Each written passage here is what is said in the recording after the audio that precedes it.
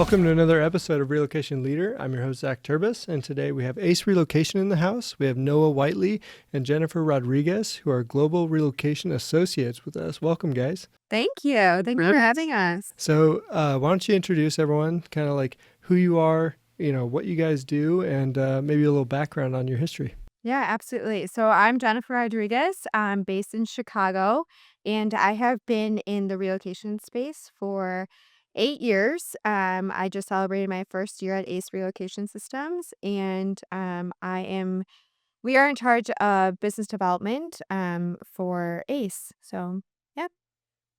And I'm Nolan Whiteley out of Cleveland, Ohio. Even though I should say I have a plane because I'm always traveling, it feels like. I have been with Ace going on about 5 years now. And I started off locally, kind of learned the local business of it, and then went over to the international side of it to learn that, and then the domestic side with Ace. So I kind of got to know all three sides of the business, which was great. Nice. And Zach, you asked, do you want us to kind of define Yeah, Ace? who are you? Yeah, Ace Relocation Systems is a household goods carrier, part of the Atlas van line. We have 10 locations across the U.S., and our international sister company is Expat Relocation. We are the largest hauler for Atlas, so that has been a very big deal and accomplishment that Ace is very proud of. We are the biggest hauler for Atlas, which means we are hauling 98% of our own bookings. We're a large organization and a very well-oiled machine, to say the least. Did I miss anything? Yeah, right. Spot on. So what would you say that it takes to be the largest hauler? So From, organizational standpoint, we have a lot of the right people who have a strong passion for what we do and really understand the importance of our business, and putting the transferee and our clients at the forefront. So we seem to be tapped on the shoulder a lot to be a resource for other agents, and that's kind of where we're in the right places at the right time with our 10 locations across the U.S. So that's kind of where we shine and where we speak to a lot of clients for sure. all right. So walk us through a little bit about like the scope of everything you guys do. So what is the gamut? Ace has 10 locations across the U.S., and we have our international brand Expat as well. So we're kind of like a one-stop shop where we can handle any type of relocation, whether it's intrastate, interstate, or international. We'll also do corporate moves as well, as far as office moves, for those organizations. Commercial work. A lot of commercial work that comes along with that. A lot of help. We do a lot of healthcare as well. So a lot of like the lab moves and kind of unique projects. We don't handle that. It's way out of our realm. But there's teams that specifically, focus on that, and they do a great job. Nice. So Nolan, I want to hear kind of from both of you, but what drew you to Ace? Honestly, to go off of what Jen said, is the people. I think just in any industry that you're in, it's the people you're around that is the biggest sell. I feel like, to me. I mean, money's one thing, but you are what is it they say, the top 5 people you hang out around with the most is kind of who you end up being a lot most like. And I just felt like just being around the people there, I just kind of felt that, got that guidance, and just it didn't matter if they were moving people or it didn't matter if they were working in a mechanic shop. I just felt like they were just people I wanted to be around. Mhm. Yeah, funny story. A year ago, a little over a year ago, I got recruited to be part of the Ace family. And at first I questioned why I would join. And I, spoke to a lot of people in the organization, and that's when I truly realized that this opportunity was something I couldn't pass up. So kind of piggybacking off of what Nolan said, the people, honestly, the technology that Ace has is the best I've ever seen. And I'm not just saying that because I work here, but that's also something that drew me to make the change. So yeah, I think there's everything pointed in the right direction, and it's been one of the best decisions that I've made so far. So Nice. What about that technology kind of drew you? Be careful. Don't tell everyone our secrets. honestly, it's Is it what it allows you? futuristic Yeah. almost. It's the innovation that Innovation. the willingness to just continue to, ask our clients that we're currently moving, what could we improve on, and Usually we try to ask the clients that gave us a perfect, 5 out of 5 rating, and they're like, "Well, gave you a 5, what more do you want? But what could we have done to make it a little bit easier?" And they usually give us, "I would really like this or this." And we have a in-house IT team that actually has put things together, developed technologies and tracking and stuff that they've asked for, just because that's the best way to kinda evolve in this industry is you have to add that stuff on. And I feel like at Ace, we have that ability to do that in-house, which is awesome. So I think that's what Jen's saying. Yeah, absolutely. I think you hit it right on the head. I think one of the interesting, I think exciting things is there's sort of this like democratization of technology, right? The ability to advance because, especially with all these AI systems coming to light, you can now, for a fraction of the cost of what it would take to innovate in the past, if you have an idea, you can move forward with that idea with incredible speed, Right. and it's almost like the limits going forward are more around your imagination than about your technical capabilities. Right. Right. I agree. The IT team that we have is, I mean, every day it seems like there's something new and a client needs, a client wants. They're picking up and trying to figure out how they can put that into place so we can be very adaptable to what are the needs and wants are of the clients, which is incredible.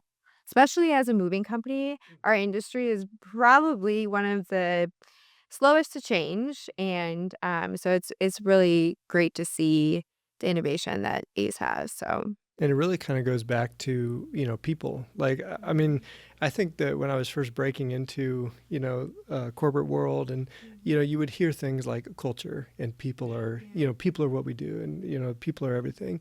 And at first it just kind of sounds like platitudes. And then you kind of get into it and you're like, oh no, I kind of see, what, I mean, I feel like the veneer is platitudinous a word? The veneer is sort of like, oh, this seems like it's just kind of like poorly marketed.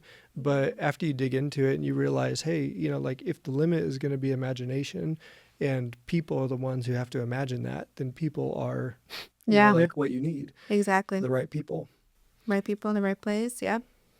So tell me a little bit about what it means to be a world-class mover. I mean, you kind of did a little bit, but like go a little bit deeper for me. Yeah. I feel like it's, going the extra mile. I think, and it's not just going the extra mile on a VIP white glove, you're moving some CEOs move because everybody tries to do that. But how do you treat every move like that? And it's not everyone's not the CEO, but you treat everyone like it is. You kind of raise the standard or raise the bar for everything. So I think it's just going out of the ways with the communication, with the technology, giving people what they want up front and just being transparent. Mhm. And I think that's like our coordinators from the top down, or they're just very upfront from the beginning. They don't tell you, hey, it's going to be a shorter window if you use us. Oh, no, we're going to tell you what the window is. Yeah, you know what I mean. And I think that's just a lot of companies they try to they don't maybe word it as transparent as they could. Every person at Ace feels the importance and of the clients. So I think that that's always at the forefront of everybody's first initial outreach or whatever it may have you. And I think that exactly what Nolan said. There's our people, and we're always adapting to what's out there and what people need. So How does that work its way into culture? So like at Ace, how does what you're saying work its way into the culture of Ace? Because you say that everyone around there pretty much believes that, and one of the nice things about working for NEI is I really actually do believe that we're like that, and that we seek working with partners who are like that. So like, where does it come from? I think it starts from the top down. At least in my opinion, I've worked at some other companies, and the fact that I have on speed dial, or I can call on Teams the owner, right, or the president, and I can speak with him within seconds, right. And a lot of these big organizations, you're just a number, right. And it's like you really generally feel like you're part of the family. It is a family-owned, company, and you generally feel that.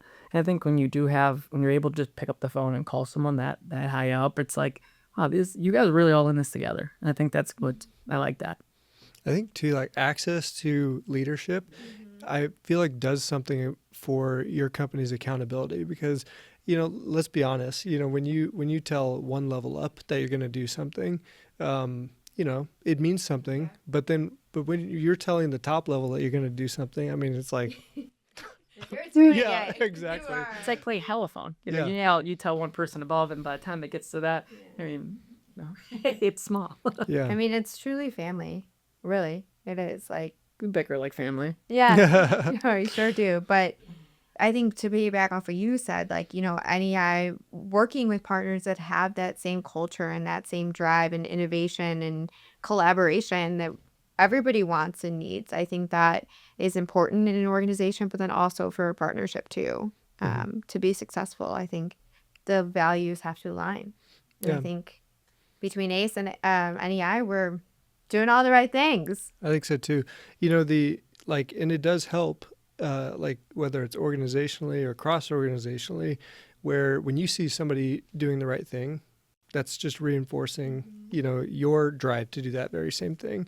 And so when you work with partners who kind of have that as their cultural mindset, you're all the more encouraged to go and, do that yourself, I think. So, I think it also comes with so much understanding too. Like, if you're collaborating prospect wise too, like you can speak on the culture that NEI has, and your partners are essentially, part of your face and your value too. So again, aligning those and making sure that everybody's on the same page, I think, goes a far long way and kind of into partnership too. The value of a good partnership to win those clients and to service them in the best way possible.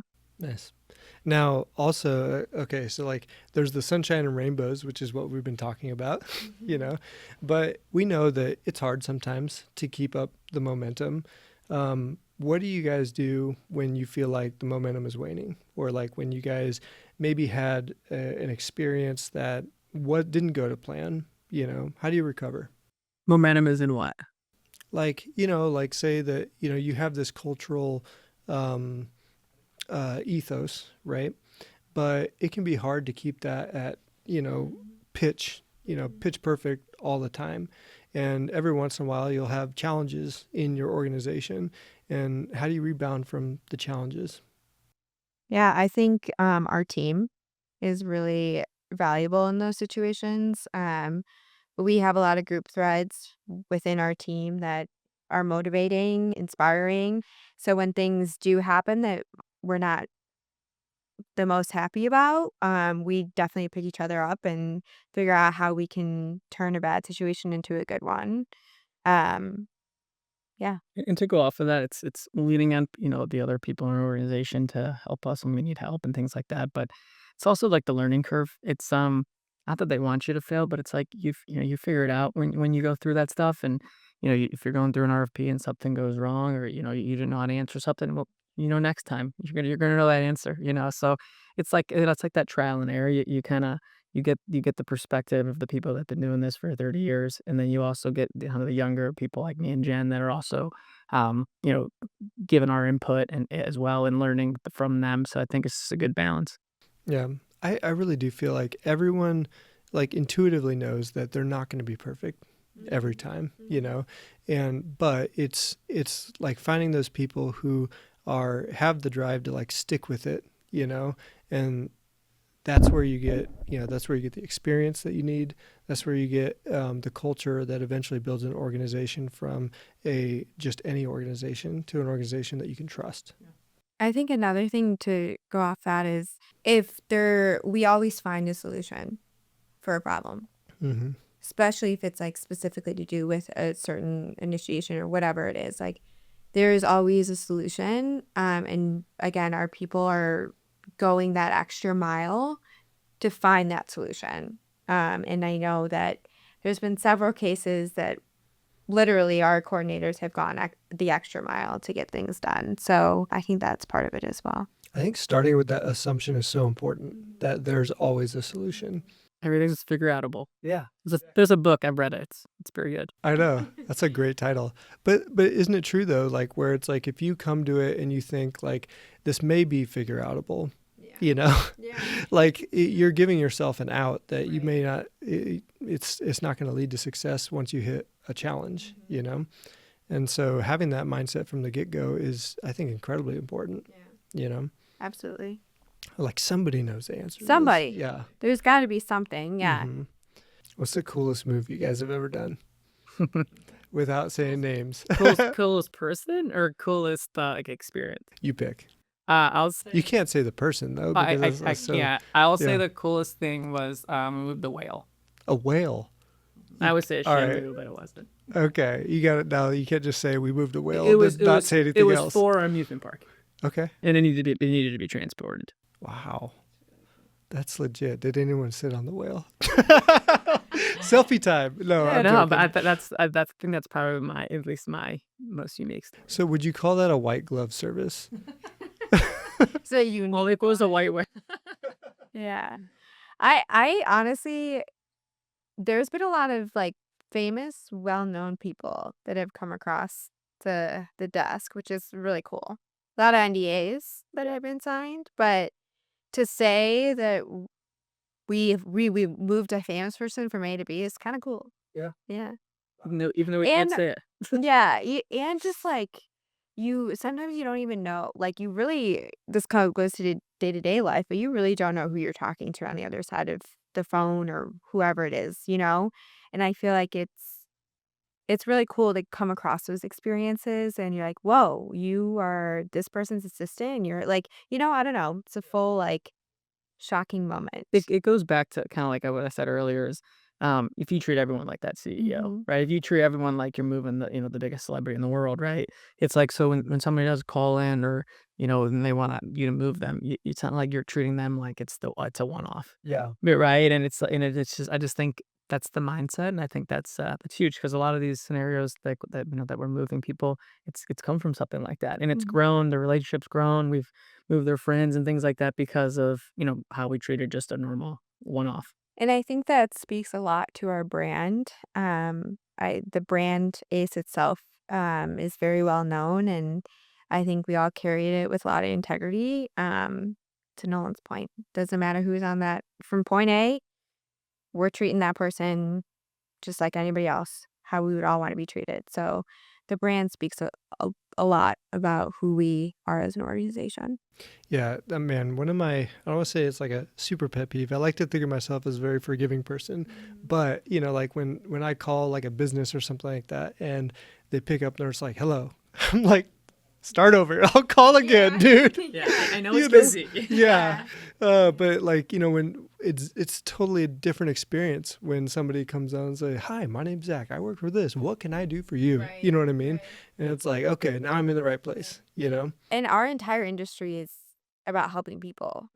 It doesn't matter It's where what people part. industry. Yeah. It's It doesn't matter what part of what vertical you sit in, you are helping people. And we obviously all have a care for that. So I think it speaks loud to volumes of who we are as people as well. That's one thing I really love about relocation is that like it's like you can't just do it alone, you know? Like it's like this incredible web, like a logistical web set up for this particular, process. It's like getting one person, or a family from here to here. And to do that, I mean, it's just like boom, like all these people working on their behalf. And- you Well, know? What's funny, because when people ask like what I do for work or if I meet somebody new and they're like, oh yeah, what do you do? And I'm like, I'm in sales. Like it's hard to explain. Like it's like, it's a Yeah. special industry. It's not that Mhm. hard to explain, but it really is. It takes a whole army of all types of people to get this one family, this one person safe and sound to where they're starting their next chapter. Yeah. And it's like, don't even get me started on like group moves or mergers or anything like that, Yeah. All Sorry, right. were you gonna say something? no, good.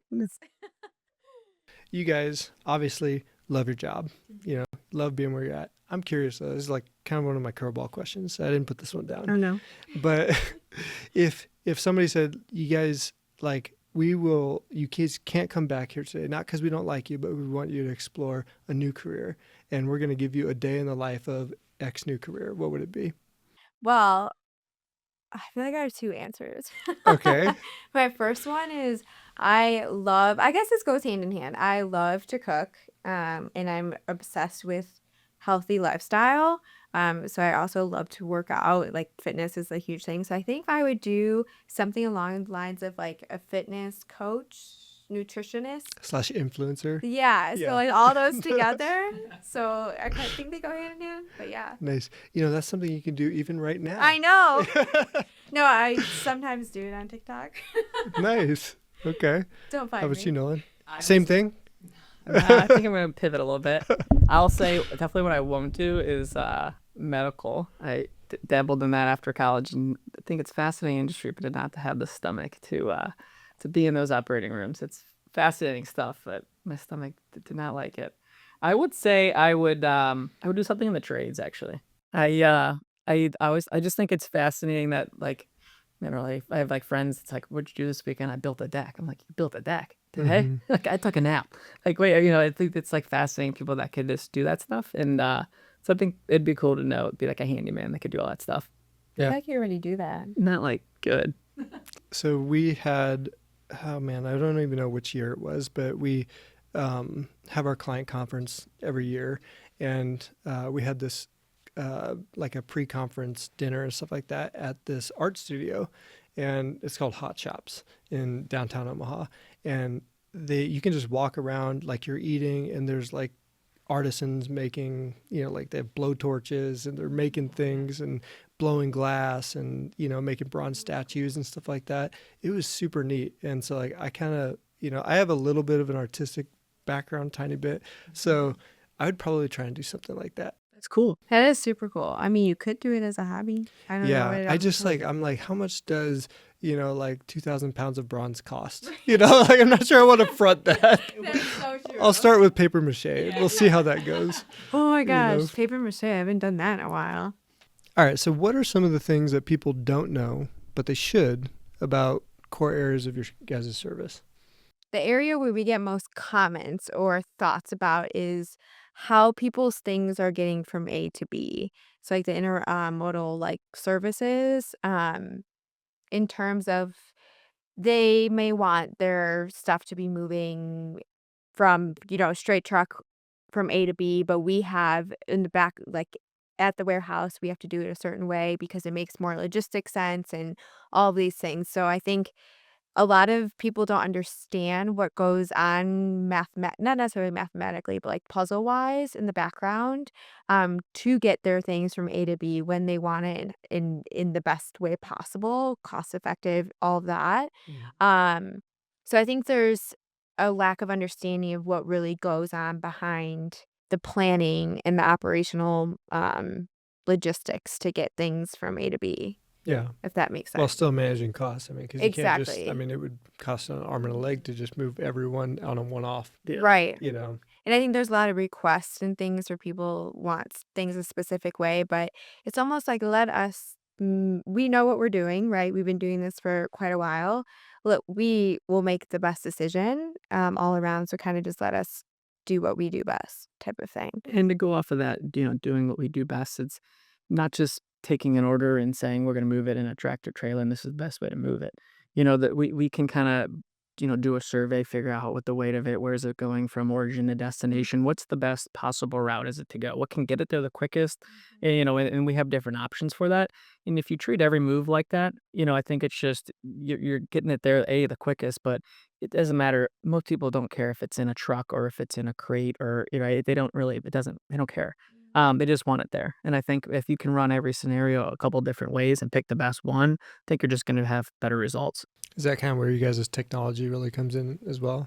Or Yeah. Yeah. Technology plays everywhere. We have some cool technology in house, which is pretty cool.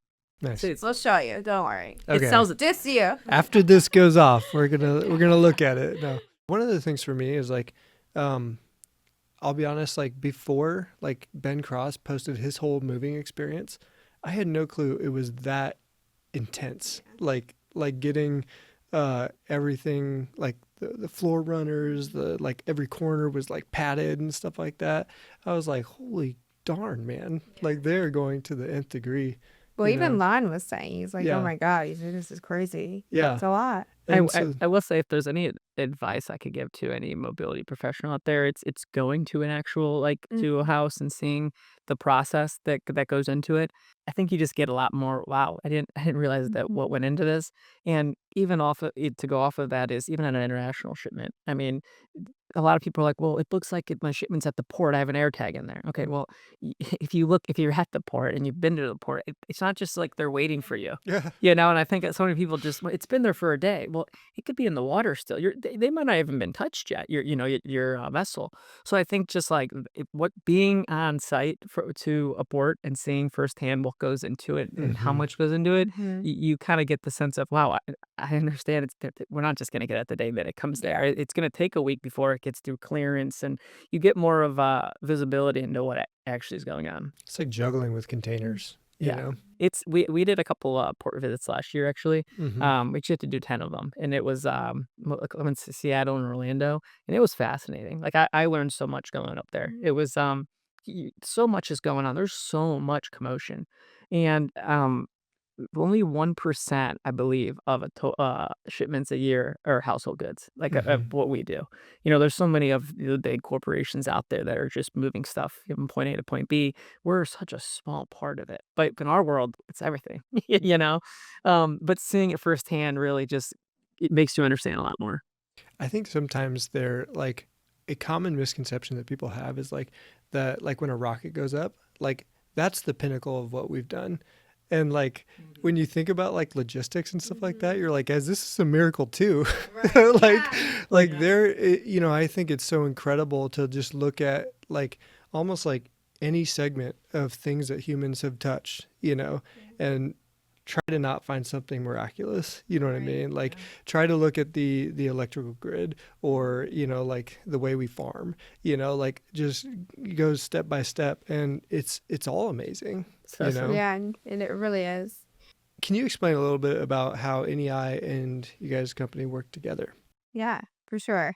I think we are constantly collaborating with NEI in finding ways to help your guys' clients with their needs and their wants, and adapting to some of the what am I trying to say? The challenges. The challenges. Yeah, so we are adapting the challenges and the trends to help be a service partner with you guys, and servicing those clients with the greatest expectations, and hitting all the marks possible because we are an extension of NEI as well. I would say also in collaborating on new stuff as well. Mhm. If it's maybe an existing client of ours or maybe it's someone we're both trying to, target, it's collaborating, introducing us to each other and working together on kind of like that sales side because we know NEI well, we work closely with them, but being able to kind of spread NEI's network and introduce them to some people and vice versa. So it's kind of like a yin and yang thing that we have going on. And the NEI sales team's awesome.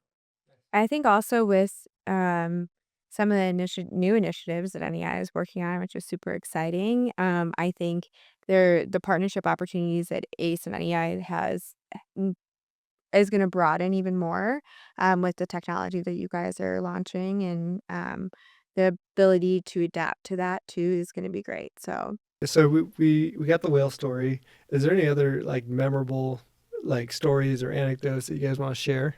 I'll say the first job I went on my own locally in Cleveland, I used to go with my boss actually, and he would go out with me and do the survey on the tablet and everything like that. Well, the first time I was cut loose on my own, um, I went to somebody's house in a gated community. We just looked, it was just a Cleveland address, and there was three other movers there, so we were all bidding on the job. And, I probably looked the most professional out of everybody, wearing a polo, looking the part, and opens the door is a big time celebrity, and, I'm very new in the job, right? And what they have in their house and stuff like that isn't like the normal person, a lot more, high artwork and a lot of wines and things like that. And I remember leaving there thinking, I'm either gonna get a raise out of this or I'm getting fired because I agreed to everything. And I didn't know if we could do it or not. And I remember coming back, I was super nervous. Like, I don't know what to say. I agreed to this, and I remember my boss just started laughing, and he's like, "Say we could do all that." And I didn't know if we could. He's like, "We could do all that stuff," and it was kind of made me feel good, but at the time it was super nerve wracking. yeah. Not just so the celebrity, but it was also my first time in doing this on my own.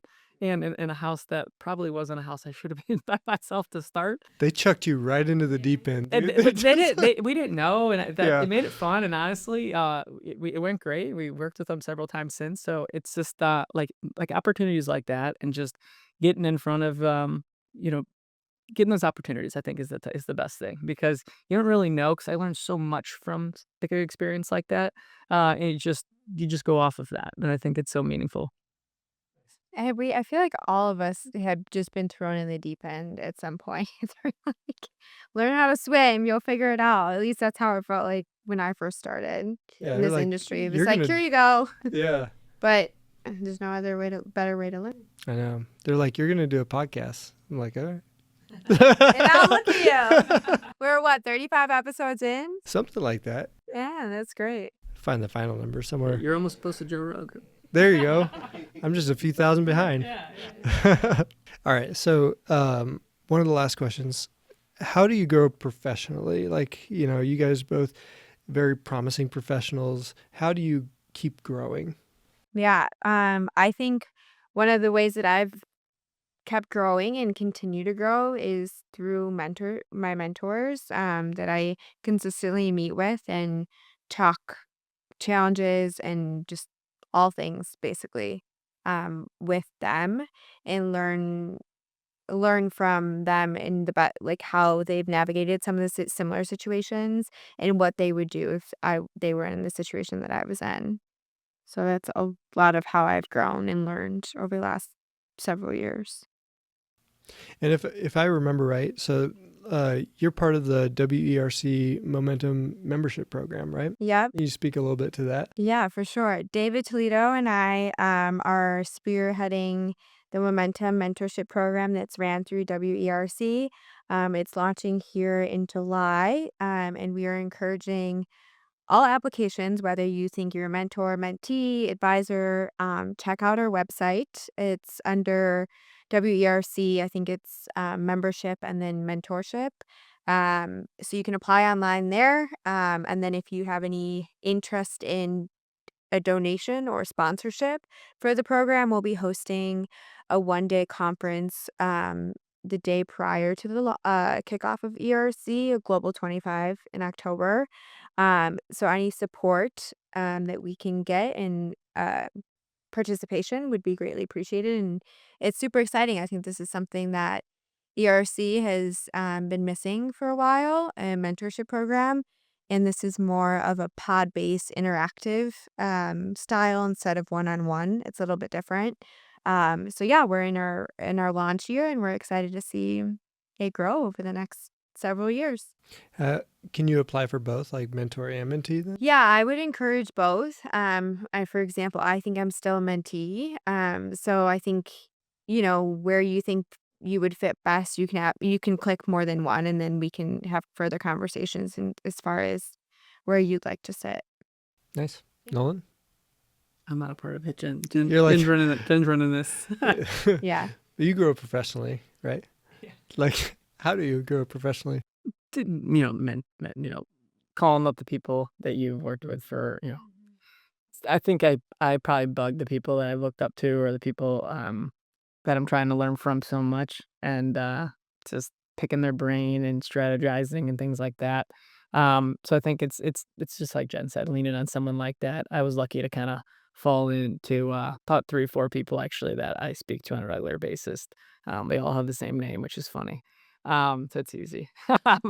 But being able to call and lean on someone that people that have been in the industry for 30 years, it is super beneficial. So I think what the program that Jen's putting together is awesome, because I got very lucky, obviously. But if I didn't meet them, I think this program would be something I'd be all about, just to show, give back. Nice. And I caught wind of a certain tradition that you have, Nolan. And so we have a 3/4 zip hoodie for you, or I guess a 1/4 zip hoodie. I have one for you as well. Do you want to tell us kind of how these started? I will. So it's funny. I will actually give him a shout out.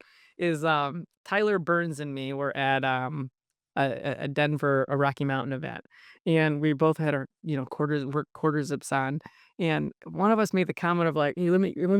I was cold, or I think I wanted to borrow his, and I was like, "Hey, let me wear yours," or something like that.